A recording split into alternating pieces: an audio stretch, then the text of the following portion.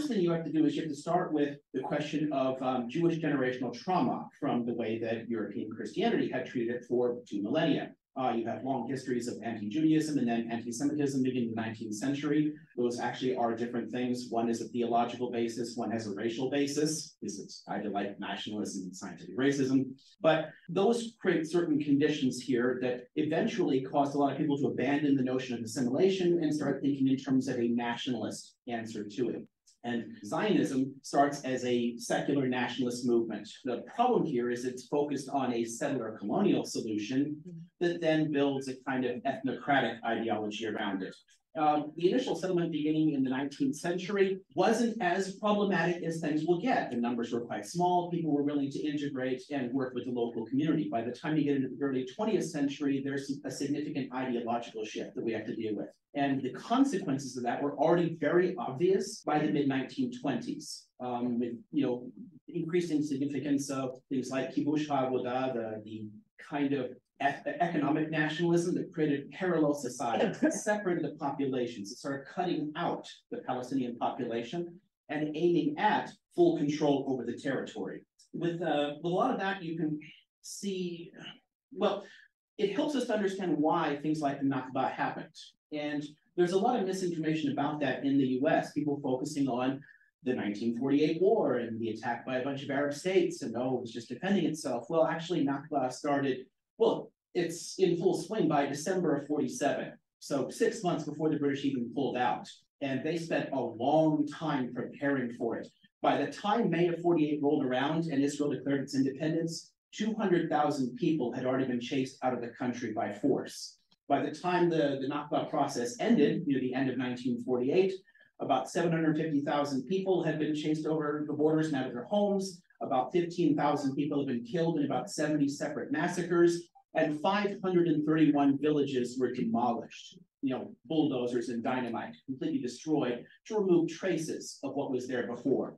This ends up creating, in the long run, it's the beginnings of a Palestinian generational trauma, which is only going to get worse as things go along, because the core problem here is ideological. It's the way that Zionism conceives of itself and its desire to control the entire territory. So problems continue afterwards. There are attacks across borders. There are continuing massacres of civilians. Just, I don't know, pulling one out of my head in 56 in Khan Yunis, in what is today the Gaza Strip.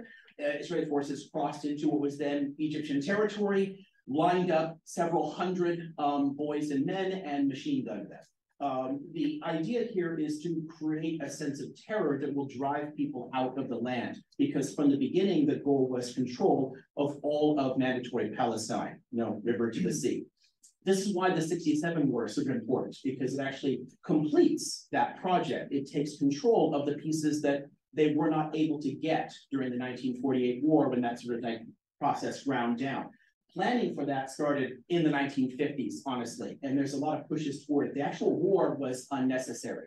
People are told in the US that it was a self-defense move, that Israel strikes in 67 were necessary to protect it from an existential threat. I will tell you bluntly, based upon all of the evidence available, that Israel's existence has never actually been threatened. They were the stronger party in every single conflict they've been involved in, from the 48 war on. In 67, they were told directly by US intelligence agencies and the State Department that the Arab states were not actually a threat. They were beating their chests to appeal to the street, to street politics and power, but had no intention of provoking a war. The strike was intended to take that territory, and that's what they did. From the beginning, you have Levi Eshkol, who was prime minister at the time, stating, "We will never give this land up. The border is now the Jordan River." That was intended from the beginning. The only question they had was what to do with the population, because in 47, 48, you could drive them over the border. In 67, you couldn't. So they had to find some solution there. And people were arguing, and again, Eshkol is in the labor left side of the Zionist movement, and he was already arguing that permanent military rule was fine, that at best, they could have a state within a state, a kind of local autonomy, but the idea of a separate state was never acceptable at any level, to right or left in the Zionist movement. This is one of the reasons that continued insistence upon a two-state solution in the US is it's intellectually and morally bankrupt. It provides continued cover for stretching this thing out indefinitely because no faction at all within the Israeli leadership has ever seriously considered the idea of a Palestinian state. No one has ever offered it. So contrary to a lot of propaganda on this, it has never been offered, never been proposed, never been seriously considered. The best that people could get is a kind of local autonomy. And that ultimately is the problem with a lot of this. Now, within the overall structure, I know this is a complicated term for Americans. I know this is going to be very triggering here, but we have to use terms like apartheid because Israel is an ethnocracy. It is structured to focus on the rights of a particular ethnic group to the exclusion of all others. So within 1948 Israel, discrimination is legal. I've seen tons of businesses with signs out there saying, we proudly do not employ Arabs. Tons of communities will not allow Palestinians to live there. So when Israel says, hey, 22% of our population are Arabs, yes, they are second-class citizens, but at least they are citizens, so they have some rights. In the territories, it is much worse. Inside 48 Israel, you still have constant harassment, land seizures, all kinds of problems there. But inside the territories, you're essentially still under military rule. And that has been by design. When we talk about it as an occupation, in many ways, we are fooling ourselves. This was never an occupation. The Gaza Strip has not been part of any country in the world since the Ottoman Empire. It's not occupied territory from somebody else. It's territory under permanent Israeli sovereignty. The same with the West Bank. When the Jordanians finally signed their peace deal in 1994, they gave up their claim to it. It is now permanent Israeli territory. It's not an occupation. It's territory that they refuse to formally annex only because that would legally require them to extend citizenship and the rights that people have inside the area. And that is not acceptable. So the question, I guess, for me is we have to get past a lot of this notion of, well, it's just a real estate dispute. We can draw a little, get a little Sharpie and draw a line on a map and create two states and everything's going to be hunky-dory. It never will be. The reason that a right of return can never be accepted is that it would affect the demographic balance inside Israel, right? And you can't have people pouring into whatever tiny rump of a Palestinian state would be created in there because it simply can't sustain the population there. And that wouldn't be acceptable either because any state that's ever been proposed is going to be demilitarized, have no control over its airspace, no control over its borders. Again, no second state that is actually sovereign can be tolerated here. So what we need is a paradigm shift. We need to break the cycle here.